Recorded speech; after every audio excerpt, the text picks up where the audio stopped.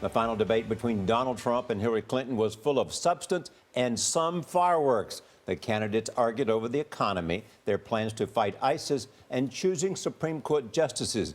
But Donald Trump made the biggest headline.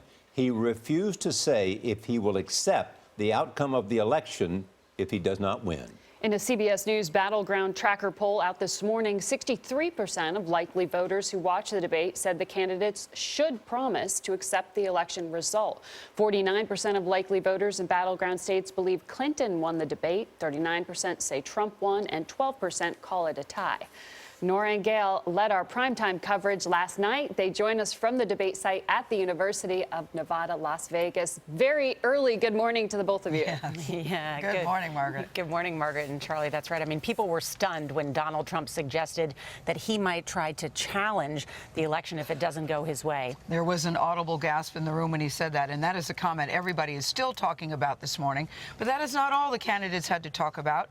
Major Garrett is outside the Thomas and Mack Center with the biggest moments from last night. Major, good morning. Good morning. There was a deep dive in the issues: abortion, immigration, the Supreme Court itself, character, taxes, entitlements, the federal debt, and the disagreements fell along ideological lines well established during this campaign. But one thing stood out, something that really debates haven't disagreed about before: whether this election would be conducted fairly and the results respected.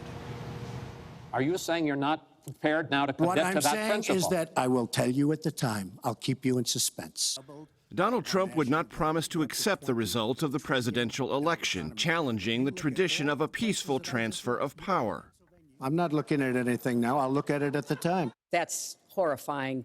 You know, every time Donald thinks things are not going in his direction, he claims whatever it is rigged against him. After the debate, Trump's campaign manager and running mate said the GOP nominee will reserve judgment until all votes are cast. He has the prerogative to wait and see how the election comes out. Absent widespread fraud and irregularities, then, we'll see. On the debate stage, Trump again denied numerous allegations of sexual assault. Because those stories are all totally false. I have to say that. I think they want either fame or her campaign did it. And I think it's her campaign. Clinton said Trump's answer revealed his true character. Donald thinks belittling women makes him bigger.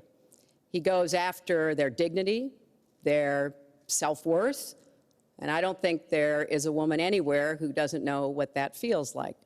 Quoting from stolen private emails, Trump accused Clinton of wanting to weaken border security. Clinton said the bigger issue was Russian espionage. Will Donald Trump admit and condemn that the Russians are doing this? That was a great pivot off the fact that she wants open borders, okay?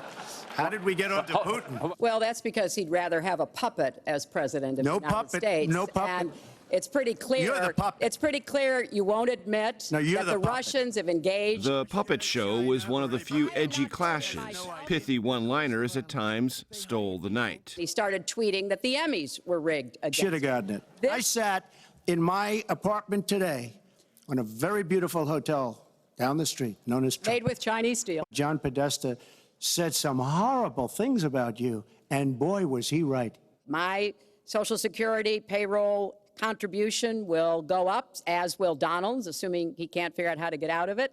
But what we want to do is to replenish the Social Security Trust Fund. Several Republicans we talked to afterwards gave Trump solid marks for his debate performance. They said they weren't sure that Trump did enough to win this election last night, but he may have done enough to keep it close. And they said that could help down-ballot Republicans, particularly in Senate races. Nora, one top Republican told me the difference between a 4-point loss and a 12-point loss could be 5 Senate seats and majority control. Wow, great reporting, Major. Thank you so much.